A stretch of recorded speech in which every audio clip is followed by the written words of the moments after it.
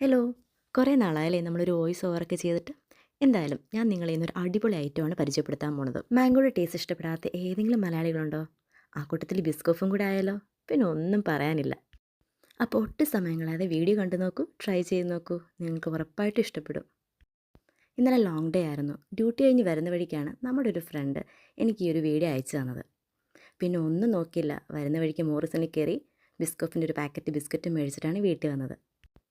ഇങ്ങനെ നമ്മുടെ ഫ്രണ്ട്സൊക്കെ അയച്ചു തരുന്ന ഓരോ വീഡിയോയും കണ്ടിട്ടാട്ടോ ഞാനിങ്ങനെ ഓരോ വീഡിയോയും ഓരോ റെസിപ്പീസും ഒക്കെ ഞാൻ ട്രൈ ചെയ്യുന്നത്. ഞാനെൻ്റെ ബേക്കിംഗ് ജേർണി സ്റ്റാർട്ട് ചെയ്തപ്പോൾ ഞാൻ എവിടെയും ബേക്കിംഗ് ക്ലാസ്സിനോ ഒന്നും പോയിട്ടില്ല. ഇങ്ങനെ യൂട്യൂബിലൊക്കെ പണ്ട് ചേച്ചിമാർ ചെയ്തിരുന്ന ഓരോ വീഡിയോസ് കണ്ടിട്ടാണ് ബേക്കിങ്ങിൻ്റെ ബാലപാഠങ്ങൾ ഞാൻ പഠിച്ചു വന്നത്. പിന്നെ ഇതൊക്കെ ഇവിടെ പറയുന്നതിൽ എനിക്കൊരു നാണക്കേടില്ല കേട്ടോ. നമ്മളാരും ഒന്നും പഠിച്ചുകൊണ്ടല്ല ഇങ്ങോട്ടേക്ക് വരുന്നത്. പലരും ചെയ്യുന്ന കാര്യങ്ങൾ കണ്ട് തന്നെയാണ് നമ്മൾ ഓരോ കാര്യങ്ങൾ ചെയ്യുന്നത്.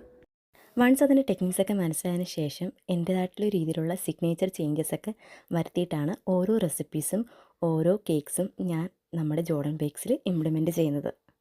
ചിലതൊക്കെ അങ്ങ് ശരിയാവും, ചിലതൊന്നും അങ്ങ് ശരിയാവില്ലെന്നേ. എല്ലാം ശരിയായ നമ്മളൊക്കെ അങ്ങ് അഹങ്കാരികളായി പോവില്ലേ? പിന്നെ ദൈവം നമുക്ക് എന്തെങ്കിലും കഴിവുകളോ അനുഗ്രഹങ്ങളോ ഒക്കെ തന്നിട്ടുണ്ടെങ്കിൽ അതിന് ദൈവത്തോട് നന്ദി പറയുക. എളിമയുള്ളവരായിരിക്കുക, അഹങ്കരിക്കാതിരിക്കുക. അപ്പോൾ അത്രയേ ഉള്ളൂ കേട്ടോ. See you then. Bye by.